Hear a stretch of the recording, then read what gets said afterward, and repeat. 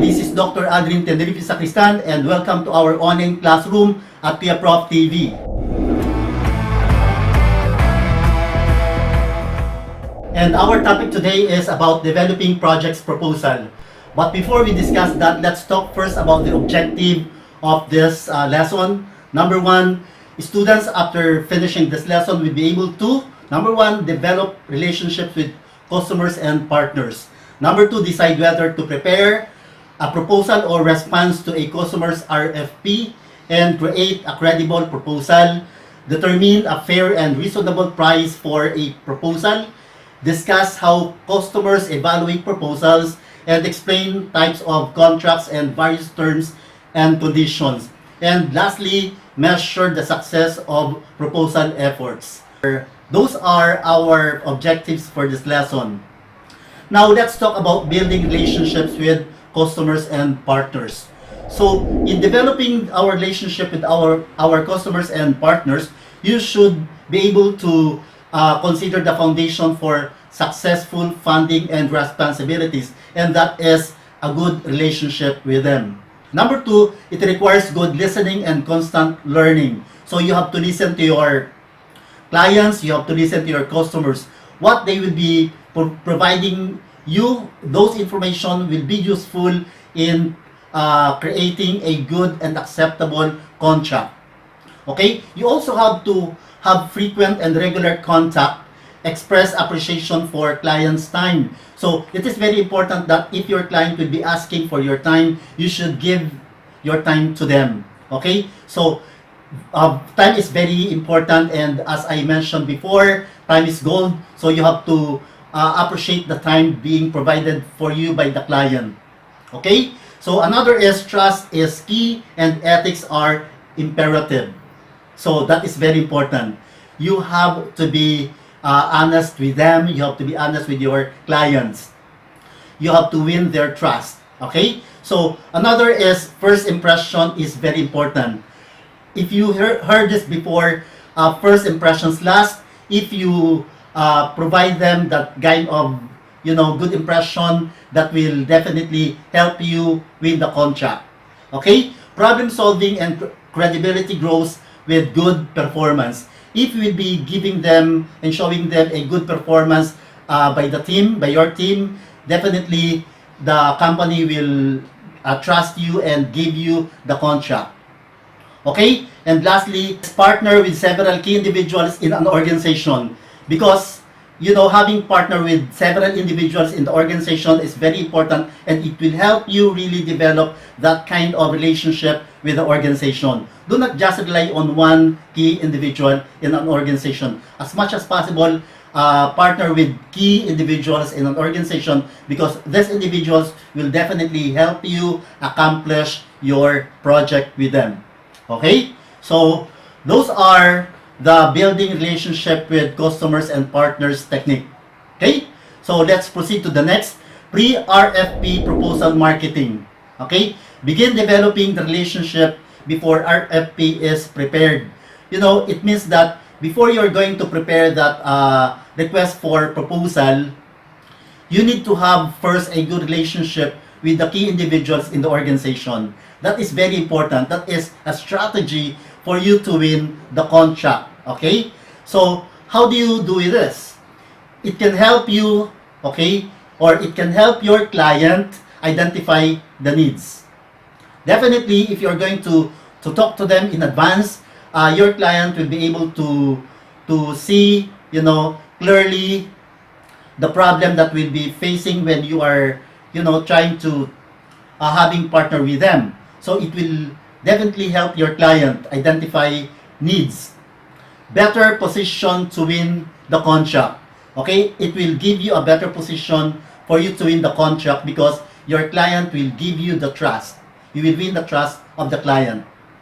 Develop a more clearly focused response to RFP, because if you know exactly and all the information that will be provided by your client about the project, definitely you can provide them a specific and responsive kind of a contract or proposal. Okay? Another is The pre-RFP and pre-proposal efforts are business development. You are trying to develop that kind of business relationship with your client. No cost to the customer. Okay? No cost. Definitely, the customer will not spend any amount, any penny here, because you will just be talking and discussing something about the possibility of having the project with them. Help build the relationship. If you're trying to talk to your clients from time to time, definitely it will develop that kind of relationship, and you will be able to, as I mentioned a while ago, win the trust of the client. Okay? Unsolicited proposals and uncompetitive contracts. It is very important to consider. It may result of identified needs and problem solving. You know, when you're trying to provide them the unsolicited advice, unsolicited proposal, somehow it would provide them the opportunity to see other perspective, okay? So that they could think of a possibility of developing their project, okay, developing their proposal with you, or they will try to somehow improve the kind of projects that will be given to you, okay? Okay, now let's proceed to the next, the decision to develop a proposal. This time, you are going to decide whether to continue developing the proposal for your client or not. Development is costly and time consuming. Now, when you're going to develop a contract, definitely you are going to spend something and you are going to use your resources, because it will require you to ask some of your team members to develop the contract. And another is you'll be spending, and of course the time will be spent here, and that is costly. So upon discussing initially with your clients, you can now decide whether to pursue the contract or not. Contractors must be realistic about their probability of winning a contract. Of course, there will be some kind of hesitation from the clients and also from you if, based on the initial discussion, there are some problems that will not be avoided. So it is very important for you to be realistic. Are you going to really win the project with this kind of proposal or not? Okay? So with your capability and capacity to deliver the results being asked by the clients, okay, you can now decide. Okay? Is your capacity enough for you to develop and to deliver the outcome expected by the clients or not? Okay? Evaluate bid, no bid decision. Okay? You have to evaluate that. Are you going to submit a bid or not? Are you going to submit the proposal or not? If based on your evaluation of your capability, you'll be able to win the contract, okay? Submit. Go on with developing the proposal and submit that to your client. Okay? Another is, may be hard to decide not to bid an RFP. It is very difficult to decide, especially if you are competing with a lot of good contractors out there. Okay? It is very important that you are realistic and you have to really decide whether to pursue and bid with the RFP. Okay? Now, bid or no bid. Okay, factors to consider. Number one, competition. As I mentioned a while ago, you'll be competing with a lot of contractors, good contractors actually out there. If you believe that you can outnumber and you outdone the performances of these competitors, you can continue to bid. Okay? Number two, risk. Very risky. Okay? Preparing for the contract and submitting the contract and having win the contract is very risky. Okay? So another is mission. What is really your mission in your organization? If your mission is to provide quality, service and help your team, okay, in providing the client a good outcome, output, results, continue. What is your mission? Is your mission aligned to the mission of your client? If your mission is aligned to their mission, it's better for you to continue to bid. Okay? Extension of capabilities. Of course, this will now be the time for your extension of capabilities. You can show them, okay, that you can really deliver, the expected output. So, extension of capabilities, reputation. It is now the time for you to show to them your reputation and to develop also, establish also the kind of reputation that you are expecting to develop about your organization, about your team. Okay? This chance of having a contract with them is also your chance to develop the kind of reputation that you would like to develop about your team. Okay? So, another is customer funds. Okay? Customer funds, consider the funding coming from your customer. Not all funding will be coming from your team. There will be funding coming from your customers. Are they willing to provide you the fundings before you implement the project, or you are going to shell out first before they provide you the funding? Consider that, because there are some clients who would like you first to spend your money, and then after developing a portion of that project, they will pay you. Okay, there are kinds of customers out there. Another is proposal resources. Okay, so some resources will be coming from the customer, some resources will be coming from your team. There will be resources that will be provided by your team, as I mentioned, and there will be resources coming from your customer. You have to talk, and that will be included in your contract. Project resources. Okay, similar to the proposal resources, the project resources. What are the resources that are needed in implementing that kind of project? Okay, you have to identify the resources that will be provided by you, and there will be resources that will be provided by your customers. Of course, you have to have this kind of relationship resources before you could deliver a project, because some of the resources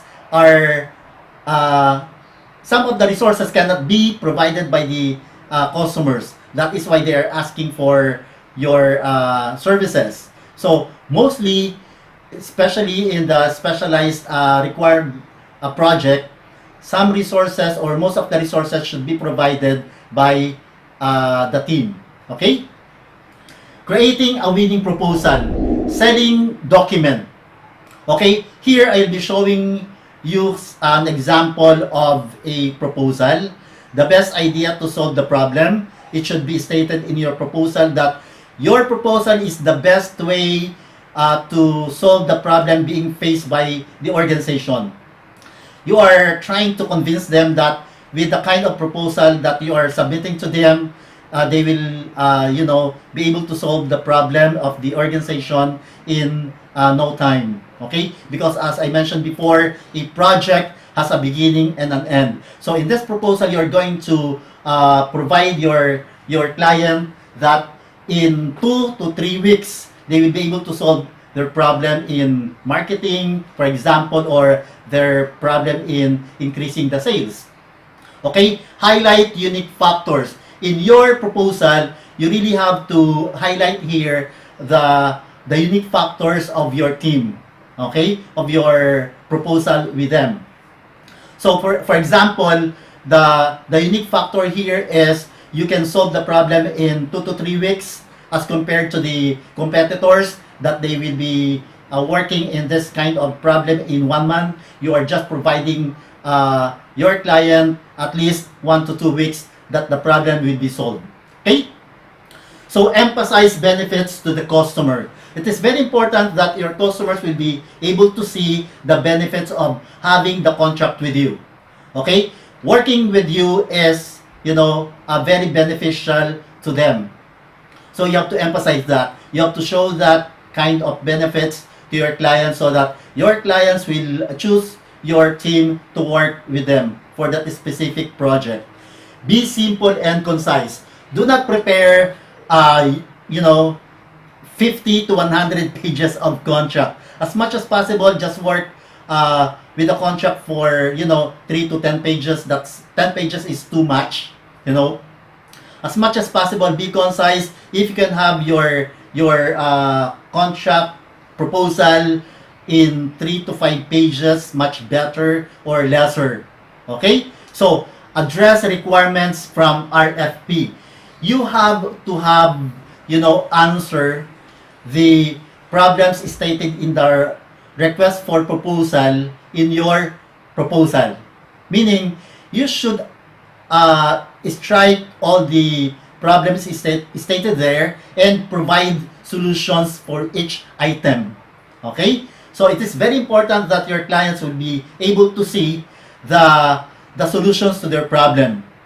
And of course, be realistic. Do not state in your proposal something that you cannot provide. Okay? Do not deceive them. You have to be realistic.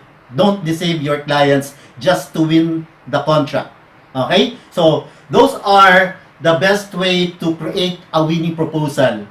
In our separate video, I will show you the parts of proposal, okay, and discuss detailed content of a proposal. Okay? Our discussion here is just an overview. We'll be having another set of video that would give you detailed discussion of developing a winning proposal. Okay? Proposal preparation.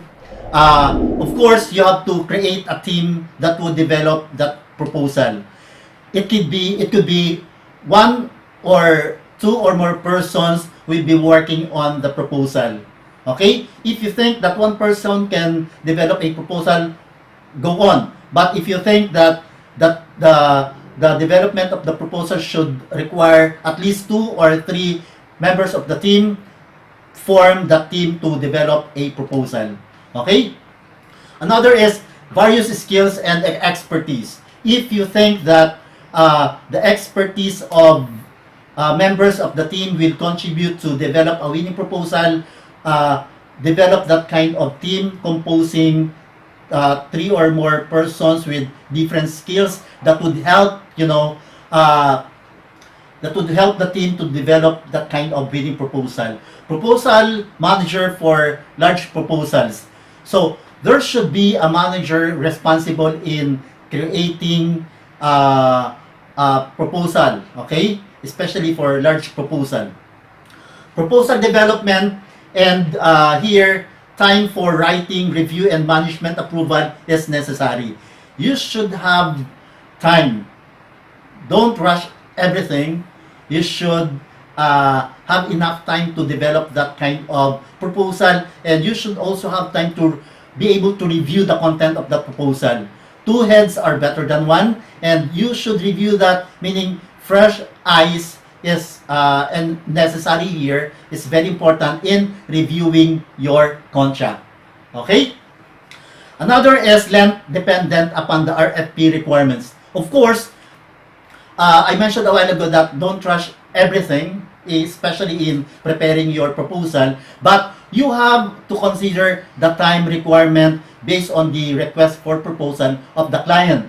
If your client are just giving you 2 days to develop that proposal and submit that proposal to them, work within that time frame. Okay?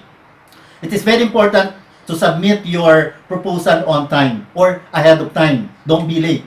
Because if you will be doing that, you are trying to impress to them that kind of bad performance and bad impression. Okay? So, cost of proposal development is part of normal business cost. Of course, if you're going to develop a proposal, you'll be spending money, you'll be using the time of your staff and team, and of course, their resources. So, this is, part of cost of the team. So, consider that. Okay? Proposal content. There are 3 sections in this proposal. Number 1, the technical. Technical says or mentions about your technical know-how. Do you have the technical capability to to develop the project, to accomplish the project. So technical aspect is very important. You have the exact number of staff and the kind of skills that necessary in developing and implementing the project for the clients. So technical is very important. Do not accept a proposal or a contract that cannot be performed by your team because you don't have the technical know-how. Okay? So technical aspect is very important. Number two, management. Do you have enough people, staff, human resource to do the job? If you have enough, people to do the job, go on with the proposal. Don't deceive, as I mentioned a while ago, don't deceive your clients that you can do the job if you don't have the capability, if you don't have the management capability. Okay? Another is cost. Do you have the resources? Do you have the money? Do you have the funds to initially do the job for your clients? Okay? So these three sections will really help you, okay, develop a winning proposal. Okay? Now let's go to the detail level. Depends on complexity of the project. Here, and it will be discussed in the next lesson, the detailed, presentation of the project. Okay, the detailed, step by step. Okay, requirements from RFP. You should, as I mentioned, enumerate the solution to each issue raised in the RFP. Okay? Technical section, understand the need, proposed project or solution. This is the detailed discussion of the three sections of the project or proposal. Understand the need for this project. Okay? Proposed approach for solution. You're going to provide the clients how you are going to approach in solving the what approach that you are going to employ in solving the problem in the project, and of course the benefits to the customer, what benefits they can get in your proposal. Okay, management section, description of work tasks, deliverables. Very important to mention what are the deliverables in every step of the project. Project schedule, okay, project organization, related experience, equipment, and facilities. These are the things that you should consider in management section. As I mentioned a while ago, if you don't have enough resources to do that project, don't continue with the proposal. Cost section, as I mentioned, if you don't have the money, you will have a difficulty in developing and implementing the project. Okay, and it includes estimated cost. Okay, now here, as I mentioned, it includes labor, materials, equipment, facilities, subcontractors and consultants if necessary, travel, documentation, overhead, escalation, contingency, and free or profit. Okay, are you going to do this project for free, or you will be making profit out of this? And of course, in cost section, you can see here whether upon spending those money, those funds, at the end, you can see if you will make profit or not. Okay, so pricing consideration. Of course, when you are going to price your proposal, you should consider also the prices of your competitors out there. It is not just good that you'll make your proposal cheaper as compared to your competitors. It is very important that your price is, reasonable. It's not about you're the cheapest and your client will give you the contract. It's about being reasonable. Okay? Price, not overpriced or underpriced. As I mentioned, be reasonable. Factors to consider: reliability of cost estimates, It is realistic. It is based on the actual prices in the market. Risk, okay? Can you manage the risk? Value of project to the contractor. Are they going to pay you and they will be able to get the necessary and expected output and they will be satisfied? Customers budget, do they have enough budget? They can give you, they can pay you. You have to consider that. Competition level. What is the competition level in the market today? Okay? Of course, as I mentioned, consider your competitors. Okay? Consider them. Simplified project proposal. So we have the comparison here of complex and simplified project proposal. Now let's talk first about the complex proposal. Large number of pages. So if you will be providing them a number of pages, it is very complex and somehow very difficult to understand and comprehend. Okay? Define sections. The complex project proposal is actually for large organization.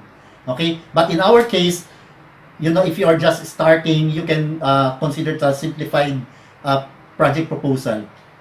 Another, in complex charts and figures, you are providing them the figures and the charts. It will help them, easily understand your proposal. Tables of information, so that they have references in locating what page that they should turn to if they would like to know a specific information about your proposal. For simplified, you should have a statement of customer's need. Okay? Number 1. Number 2, assumptions. Okay? Very simple. Just mention here the assumption for your project. Project's scope. Okay? How long you are going to accomplish the task, the project. Okay? Deliverables, resources, schedule, price, risk, and expected benefits. No, number of pages necessary here, as long as you can state this information. Okay, the simplified information here, the statement of customers as I mentioned, the assumption, projects, scope, deliverables, resources, schedule, price, risk, and expected benefits. If you can state all of this in 2 to 3 pages, much better. That is the simplified project proposal. Okay? Proposal submission and follow-up. Submission on time, as I mentioned, you submit your proposal on time. Okay?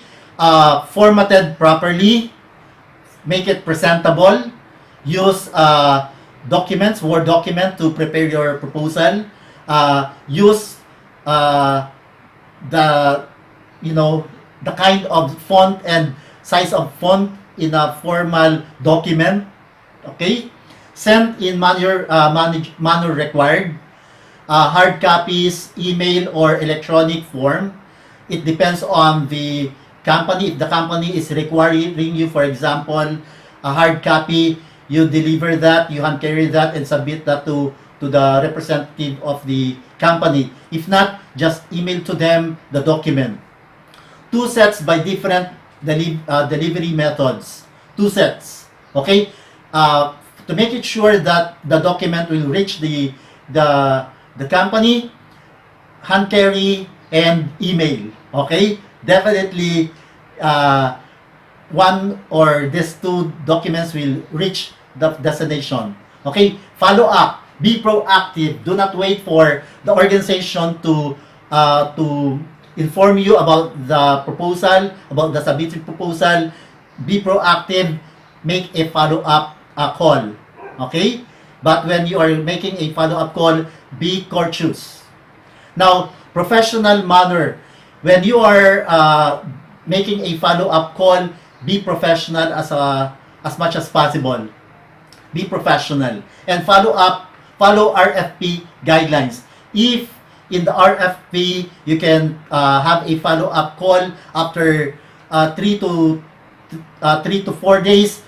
Don't make a follow-up call in 2 days. Okay? Follow what is stated in the RFP. Okay? Customer evaluation of proposal. Customer sets criteria. Customer may request a best and final offer and helps to have common comparison criteria. In this table, you can see the table, okay? The kind of proposal that you should follow, okay? This is an example. Okay? In our table, the Ajax Information Services Company, the proposal evaluation is it is stated here the project title, okay, the contractor, and this is you, okay, and the evaluation criteria, approach, experience, price, schedule, and of course the total.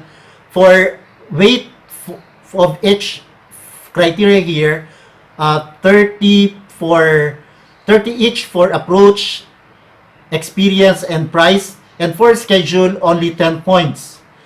For score, you can see here 4595. Okay, so total times the score here will be your points. Okay, so and your respondents will give you the comments, shallow description of methodology, okay, a little experience with manufacturing firms, lowest price bid, supported by details, schedule is overly optimistic.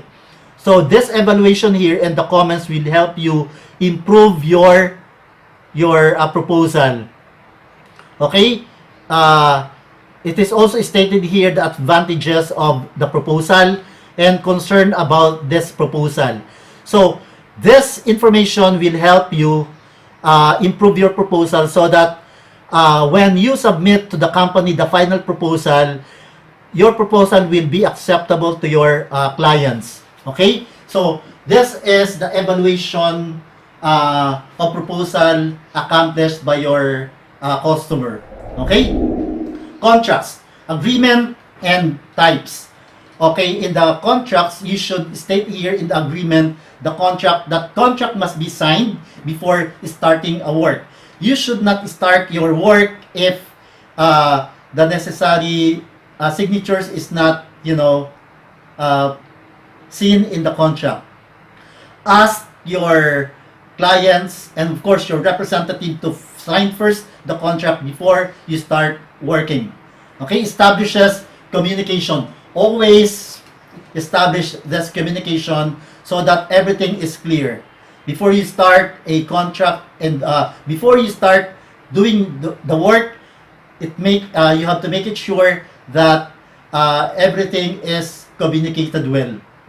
There are basically two types of contracts: the fixed price and the cost reimbursement. Okay, the price remains fixed unless the customer and contractor agree on changes. This type of contract is low risk for the customer since the customer will not pay more than the originally agreed upon price. This type of contract is low risk for the customer since the customer will not pay more than the originally agreed upon price.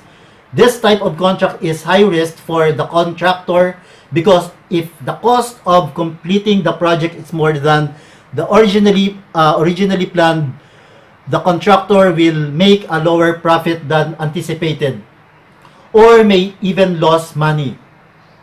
Fixed price contracts are more appropriate for projects that are well defined and entail little risk. In a cost reimbursement contract, the customer agrees to pay the contractor for all actual costs, labor, materials, and so forth, regardless of amount, plus some agreed upon profit. This type of contract is high risk for the customer since contractor costs can overrun the proposed price. In cost reimbursement contracts, the customer usually requires that throughout the project, The contractor regularly compare actual expenditures with the proposed budget and forecast cost at completion. This type of contract is low risk for the contractor because all costs will be reimbursement by the customer. The contractor cannot lose money on this type of contract. This type of contract is low risk for the contractor because all costs will be reimbursed by the customer. The contractor cannot lose money on this type of contract. Cost reimbursement contracts are most appropriate for the project that involve a high degree of risk. Okay? So, these are the types of contracts, the fixed price and the cost reimbursement. Now, let's talk about the contract. Now, let's talk about the contract terms and conditions. In our terms and conditions, you have to state here the misrepresentation of cost. Okay? Or you have to avoid the misrepresentation of cost. Notice of cost overruns or schedule delays. Okay? You should clearly state that notice here. Approval of subcontractor. If you think there is a need for you to have a subcontractor in the implementation of the program of the project, you have to state that in the contract. Okay? Customer furnished equipment of information are clearly stated in the contract. Patents, there are patents that should be mentioned here. The patents could be under your name or under the name of your client. Okay? And disclosure of proprietary information. International consideration is also mentioned in the contract, and also the termination. If there are violations in the contract, you have to state that automatically the contract will be, terminated, or upon the completion of the project based on the stated date and schedule, automatically the contract is terminated. Terms of payment. How the company will pay you. 50%, 20, 30. It depends on how you're going to collect money from your clients, from the company. Bonus and penalty payments.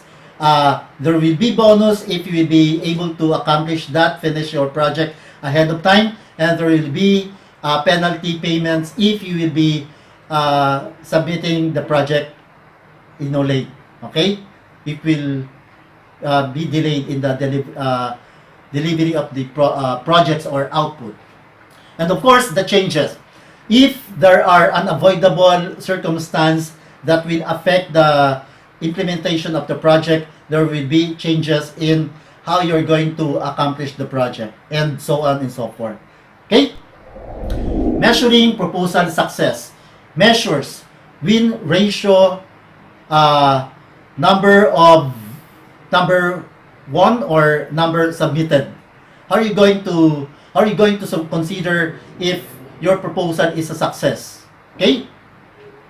All proposals weighted equally, total dollar value, value won, value submitted. Okay? More weights to larger values. It depends on how you're going to measure the success of your proposal. Strategies. Submit many to win fair share. Okay? Submit as many proposals as you can. Okay? For you to be able to win the project. Increase chances of winning. Okay? May be viewed negatively. Okay? That is somehow the problem with that. If you will be submitting more proposals, your clients will see that negatively. Bid on potential successes. Respond where better than average chance to win. Okay? If you think you can actually win the project, only submit proposal to that kind of project. Definitely you'll be having a chance of winning. Okay? Must have bid, no bid process. Okay? Consider that. Are you going to win in the bidding or no bidding at all? Okay? So, let's have a rundown of critical success factors here. Okay? customers and partner organization prefer to work with people they know and trust. And here, relationship is very important. It should be established the foundation for successful funding and contract opportunities. Number two, establishing a building trust is key to developing effective and successful relationship with clients and partners. The first impression one makes on a client is pivotal for to developing a continuing and fruitful relationship. Pre-RFP proposal efforts are crucial to establishing the foundation for eventually winning a contract from the customer. Do not wait until formal RFP solicitations are announced by customers before starting to develop proposals. Rather, develop relationship with potential customers long before they prepare their RFP. Okay? And lastly, working closely with a potential customers puts a contractor in a better position to be selected as a winning contractor. Learn as much as possible about the customer's needs, problems, and decision-making process during pre-RFP or proposal marketing. Okay? And of course, another, becoming familiar with the customer's needs, requirements, and expectations will help in preparing a more clearly focused proposal. Be realistic. Be realistic about the ability to prepare a quality proposal and about the probability of winning the contract. It is not enough just to prepare a proposal. Rather, the proposal must be a sufficient quality to have a chance of winning. A proposal is a selling document, not a technical report.